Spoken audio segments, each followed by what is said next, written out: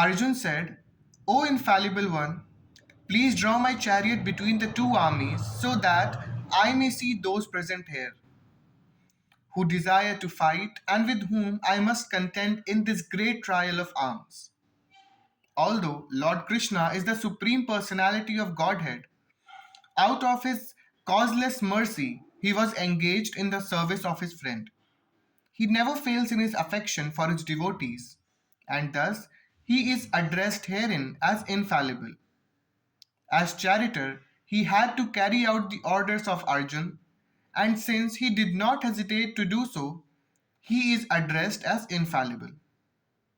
Although he had accepted the position of a charioteer for his devotee, his supreme position was not challenged.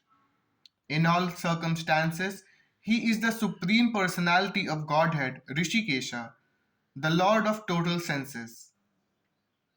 The relationship between the Lord and its servitor is very sweet and transcendental.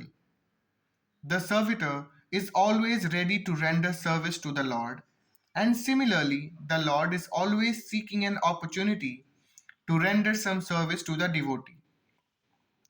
He takes greater pleasure in his pure devotees assuming the advantageous position of ordering him than he does in being the giver of orders. Since he is master, everyone is under his orders, and no one is above him to order him. But when he finds that a pure devotee is ordering him, he obtains transcendental pleasure, although he is the infallible master in all circumstances. As a pure devotee of the Lord, Arjun had no desire to fight with his cousins and brothers, but he was forced to come onto the battlefield by the obstinacy of Duryodhan, who was never agreeable to any peaceful negotiation. Therefore, he was very anxious to see who the leading person present in the battlefield were.